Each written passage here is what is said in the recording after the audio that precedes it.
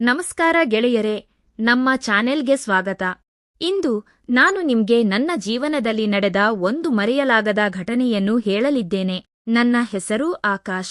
ನಾನು ಹಳ್ಳಿಯಿಂದ ನಗರಕ್ಕೆ ಕೆಲಸ ಹುಡುಕಿಕೊಂಡು ಬಂದಾಗ ಒಂದು ಹೋಟೆಲಿನಲ್ಲಿ ಸರ್ವರ್ ಕೆಲಸ ಸಿಕ್ಕಿತು. ಅಲ್ಲಿಯೇ ನನಗೆ ಉಳಿದುಕೊಳ್ಳಲು ವ್ಯವಸ್ಥೆಯನ್ನು ಮಾಡಲಾಗಿತ್ತು. ಒಂದು ದಿನ ರಾತ್ರಿ ಸುಮಾರು 10 ಗಂಟೆಯ ಸಮಯ. ಹೋಟೆಲ್ ವ್ಯವಹಾರ ಮುಗಿಸಿ ನಾನು ಎಲ್ಲವನ್ನೂ ಸ್ವಚ್ಛ ಮಾಡುತ್ತಿದ್ದೆ. ಆಗ ಒಬ್ಬ ಯುವತಿ ಹೋಟೆಲ್ ಒಳಗೆ ಬಂದಳು.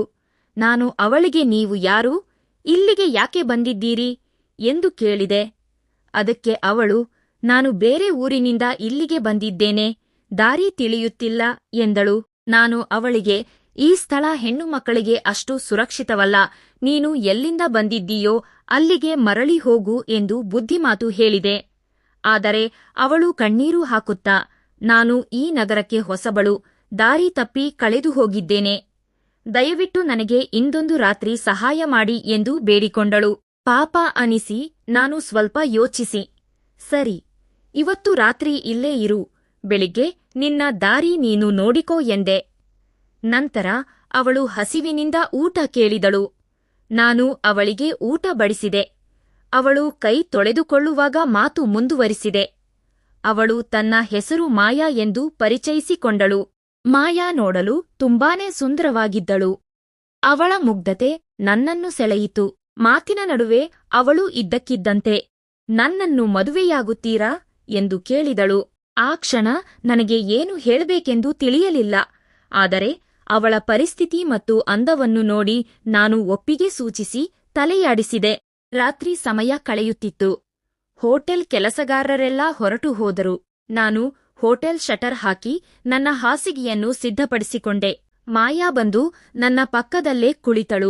ನಾನು ಇಷ್ಟು ದಿನ ಒಬ್ಬಂಟಿಯಾಗಿದ್ದೆ. ಅವಳ ಸಾಮೀಪ್ಯ ನನಗೆ ಹೊಸ ಅನುಭವ ನೀಡಿತು. ಹೊರಗಡೆ ವಾಹನಗಳ ಶಬ್ದ ಕ್ಷೀಣಿಸುತ್ತಿತ್ತು. ನನ್ನ ಮನಸ್ಸಿನಲ್ಲಿ ಅವಳ ಬಗ್ಗೆ ಪ್ರೀತಿ ಚಿಗುರಿತು. ನಾವು ಅಂದು ರಾತ್ರಿ ಪರಸ್ಪರ ಹತ್ತಿರವಾದೆವು. ಒಬ್ಬರಿಗೊಬ್ಬರು ಪ್ರೀತಿಯಿಂದ ತಬ್ಬಿಕೊಂಡೆವು. ಜೀವನದಲ್ಲಿ ಮೊದಲ ಬಾರಿಗೆ ನಾನು ಒಂದು ಹೆಣ್ಣಿನ ಪ್ರೀತಿ ಮತ್ತು ಸುಖವನ್ನು ಅನುಭವಿಸಿದೆ.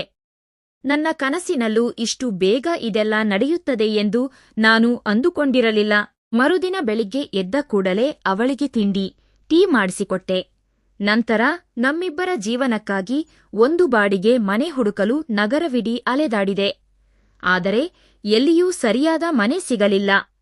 ಸಂಜೆ 6 ಗಂಟೆಯ ಸಮಯದಲ್ಲಿ ಒಂದು ಕಂಪನಿಯ ಮುಂದೆ ಹೋಗುತ್ತಿದ್ದಾಗ ಯಾರೋ ನನ್ನನ್ನು ಹಿಂದಿನಿಂದ ಕರೆದಂತಾಯಿತು. ಅಲ್ಲಿನ ವಾಚ್ಮನ್ ಒಬ್ಬರು, ನಮ್ಮ ಕಂಪನಿಯಲ್ಲಿ ರಾತ್ರಿ ಪಾಳಿಯ ಕೆಲಸ ಖಾಲಿ ಇದೆ, ಮಾಡುತ್ತೀಯಾ ಎಂದು ಕೇಳಿದರು. ನಾನು ಹಗಲು ಹೋಟೆಲ್ ಕೆಲಸ ಮತ್ತು ರಾತ್ರಿ ಈ ಕೆಲಸ ಮಾಡಿದರೆ ಹೆಚ್ಚು ಹಣ ಸಂಪಾದಿಸಿ ಮಾಯಾಳನ್ನು ಚೆನ್ನಾಗಿ ಇಟ್ಟುಕೊಳ್ಳಬಹುದು ಎಂದು ಭಾವಿಸಿ ಕೂಡಲೇ ಒಪ್ಪಿಕೊಂಡೆ. ಅಂದು ರಾತ್ರಿ ಕೆಲಸದ ಮೇಲೆ ಅಲ್ಲಿಯೇ ಉಳಿಯಬೇಕಾಯಿತು. ಆದರೆ ಪ್ರತಿಕ್ಷಣವೂ ನನಗೆ ಮಾಯಾಳ ನೆನಪೇ ಕಾಡುತ್ತಿತ್ತು. ಬೆಳಿಗ್ಗೆ ಬೇಗನೆ ಹೋಟೆಲ್ಗೆ ಓಡಿ ಬಂದೆ. ಮಾಯಾ ಅಲ್ಲಿ ಕೋಪದಿಂದ ಕುಳಿತಿದ್ದಳು. ನನ್ನನ್ನು ಬಿಟ್ಟು ರಾತ್ರಿಯೆಲ್ಲ ಎಲ್ಲಿಗೆ ಹೋಗಿದ್ದೆ? ಮದುವೆಯಾಗುವುದು ಇಷ್ಟವಿಲ್ಲದಿದ್ದರೆ ಹೇಳಿಬಿಡು ಎಂದು ಸಿಟ್ಟಿನಿಂದ ಕೇಳಿದಳು. ನಾನು ಅವಳನ್ನು ಸಮಾಧಾನಪಡಿಸುತ್ತಾ, ನಮ್ಮಿಬ್ಬರಿಗೋಸ್ಕರ ಮನೆ ಹುಡುಕಲು ಮತ್ತು ಹೆಚ್ಚಿನ ಸಂಪಾದನೆಗಾಗಿ ಕೆಲಸಕ್ಕೆ ಹೋಗಿದ್ದೆ ಎಂದು ವಿವರಿಸಿದೆ. ಮೊದಲು ಕೇಳದಿದ್ದರೂ ನಂತರ ಅವಳೇ ಹತ್ತಿರ ಬಂದು, ಮನೆ ಸಿಗುತ್ತದೆ, ಚಿಂತಿಸಬೇಡಿ, ಆದರೆ ನನ್ನನ್ನು ಬಿಟ್ಟು ಎಲ್ಲೂ ಹೋಗಬೇಡಿ ಎಂದು ಪ್ರೀತಿಯಿಂದ ಹೇಳಿದಳು. ಹೀಗೆ 5-6 ದಿನಗಳು ಕಳೆದವು. ಅವಳು ಕೂಡ ಹೋಟೆಲ್ ಕೆಲಸದಲ್ಲಿ ನನಗೆ ಸಹಾಯ ಮಾಡುತ್ತಿದ್ದಳು. ಒಂದು ದಿನ ಸಂಜೆ ನಾವು ಮಾತನಾಡುತ್ತಾ ಕುಳಿತಿದ್ದಾಗ ನಾನು ರಾತ್ರಿ ಕೆಲಸಕ್ಕೆ ಹೋಗುವ ಸಮಯವಾಯಿತು. ಮಾಯಾ ನನ್ನ ಕೈ ಹಿಡಿದು, ಇವತ್ತು ಬೇಗ ಬಾ, ನಾವಿಬ್ಬರೂ ಜೊತೆಯಲ್ಲಿ ಸಮಯ ಕಳೆಯೋಣ ಎಂದಳು. ನಾನು ಅವಳ ಮಾತಿಗೆ ಸರಿ ಎಂದು ಹೇಳಿ ಕೆಲಸಕ್ಕೆ ಹೋದೆ. ರಾತ್ರಿ 2 ಗಂಟೆಗೆ ಕೆಲಸ ಮುಗಿಸಿ ವಾಪಸ್ ಬಂದು ಅವಳ ಜೊತೆ ಸಮಯ ಕಳೆದೆ. ನಾವು ಒಬ್ಬರನ್ನೊಬ್ಬರು ಚೆನ್ನಾಗಿ ಅರ್ಥ ಮಾಡಿಕೊಂಡು ಜೀವನ ನಡೆಸುತ್ತಿದ್ದೆವು. ಆದರೆ ನಮ್ಮ ಈ ಸಂತೋಷದ ಮೇಲೆ ಯಾರ ಕೆಟ್ಟ ದೃಷ್ಟಿ ಬಿತ್ತೋ ಗೊತ್ತಿಲ್ಲ. ನಾನು ರಾತ್ರಿ ಕೆಲಸಕ್ಕೆ ಹೋದಾಗ ಮಾಯಾ ಒಬ್ಬಳೇ ಇರುತ್ತಿದ್ದಳು. ನಮ್ಮ ಹೋಟೆಲ್ನಲ್ಲಿ ಕೆಲಸ ಮಾಡುವ ರೋಹಿತ್ ಎಂಬ ಹುಡುಗ ಅವಳ ಮೇಲೆ ಕಣ್ಣು ಹಾಕಿದ್ದ. ಅವನು ಅವಳ ಜೊತೆ ಹೆಚ್ಚು ಮಾತನಾಡಲು ಶುರು ಮಾಡಿದ್ದ. ನಾನು ಇಲ್ಲದ ಸಮಯದಲ್ಲಿ ಅವರಿಬ್ರೂ ಹತ್ತಿರವಾಗುತ್ತಿದ್ದರು ಎಂಬ ವಿಷಯ ನನಗೆ ತಿಳಿಯಲೇ ಇಲ್ಲ. ಒಂದು ದಿನ ನಾನು ಕೆಲಸದಿಂದ ಬೇಗನೆ ಬಂದಾಗ ಮಾಯಾ ಮತ್ತು ರೋಹಿತ್ ಆತ್ಮೀಯವಾಗಿ ಮಾತನಾಡುತ್ತಿರುವುದನ್ನು ಕಂಡು ನನಗೆ ಆಘಾತವಾಯಿತು. ನನ್ನ ಕಣ್ಣಲ್ಲಿ ನೀರು ಬಂದಿತು. ಅವಳಿಗಾಗಿ ನಾನು ಹಗಲು ರಾತ್ರಿ ಕಷ್ಟಪಡುತ್ತಿದ್ದೆ. ಆದರೆ ಅವಳು ನನ್ನ ಬೆನ್ನ ಹಿಂದೆ ಹೀಗೆ ಮಾಡುತ್ತಾಳೆ ಎಂದು ಊಹಿಸಿರಲಿಲ್ಲ. ಆದರೂ ನಾನು ಅವಳನ್ನು ತುಂಬಾ ಪ್ರೀತಿಸುತ್ತಿದ್ದ ಕಾರಣ ಏನೂ ಹೇಳದೆ ಸುಮ್ಮನಿದ್ದೆ. ಅವಳ ಬಾಯಿಂದಲೇ ಸತ್ಯ ಬರಲಿ ಎಂದು ಕಾಯುತ್ತಿದ್ದೆ. ಆದರೆ ಅವಳು ಏನನ್ನೂ ಹೇಳಲಿಲ್ಲ. ಒಂದು ದಿನ ಬೆಳಿಗ್ಗೆ ನಾನು ಕೆಲಸ ಮುಗಿಸಿ ಹೋಟೆಲ್ಗೆ ಬಂದಾಗ ಮಾಯಾ ಅಲ್ಲಿ ಇರಲಿಲ್ಲ. ಎಲ್ಲಿಯಾದರೂ ಹೋಗಿರಬಹುದು ಎಂದು ಸಂಜೆಯವರೆಗೂ ಕಾಯ್ದೆ. ಆದರೆ ಅವಳು ಬರಲೇ ಇಲ್ಲ. ಮಾಯಾ ಆ ಹುಡುಗ ರೋಹಿತ್ ಜೊತೆ ಓಡಿಹೋಗಿದ್ದಳು. ನನಗೆ ತುಂಬಾ ದುಃಖವಾಯಿತು. ನನ್ನ ಹಣೆಬರಹವೇ ಇಷ್ಟು ಎಂದು ಅತ್ತು ಸುಮ್ಮನಾದೆ. ಅವಳು ಹೋದ ಮೇಲೆ ನನಗೆ ಕೆಲಸದ ಮೇಲೆ ಆಸಕ್ತಿ ಹೋಯಿತು. 2 ದಿನ ಕೆಲಸಕ್ಕೆ ಹೋಗದ ಕಾರಣ ಕಂಪನಿಯ ಮಾಲೀಕರು ನನ್ನನ್ನು ಕೆಲಸದಿಂದ ತೆಗೆದುಹಾಕಿದರು. ನನ್ನ ಜೀವನವೇ ಹಾಳಾಯಿತು ಎಂದು ಕೊರಗುತ್ತಿದ್ದೆ. ಹೀಗೆ ಕೆಲವು ದಿನಗಳು ಕಳೆದವು. ಒಂದು ದಿನ ಸಂಜೆ ನಾನು ಹೋಟೆಲ್ನಲ್ಲಿ ಕೆಲಸ ಮಾಡುತ್ತಿದ್ದಾಗ ಮಾಯಾ ಅಳುತ್ತಾ ಓಡಿ ಬಂದಳು. ಬಂದು ನನ್ನನ್ನು ಜೋರಾಗಿ ಅಪ್ಪಿಕೊಂಡು ಬಿಕ್ಕಿ ಬಿಕ್ಕಿ ಅಳತೊಡಗಿದಳು. ಏನಾಯಿತು ಮಾಯಾ, ಯಾಕೆ ಅಳುತ್ತಿದ್ದೀಯಾ ಎಂದು ಕೇಳಿದೆ. ಅವಳು ಅಳುತ್ತಾ, ನಾನು ದೊಡ್ಡ ತಪ್ಪು ಮಾಡಿದೆ. ಆ ರೋಹಿತ್ ಮಾತು ನಂಬಿ ನಿನ್ನನ್ನು ಬಿಟ್ಟು ಬಂದೆ. ಅವನು ತನ್ನ ಬಳಿ ತುಂಬಾ ಹಣವಿದೆ, ಚೆನ್ನಾಗಿ ನೋಡಿಕೊಳ್ಳುತ್ತೇನೆ ಎಂದು ಸುಳ್ಳು ಹೇಳಿ ನನ್ನನ್ನು ಮರುಳು ಮಾಡಿದ್ದ. ನಾನು ಅವನ ಮಾತಿಗೆ ಮರುಳಾಗಿ ನಿನ್ನ ಪ್ರೀತಿಯನ್ನು ಮರೆತು ಅವನ ಜೊತೆ ಹೋದೆ ಎಂದಳು.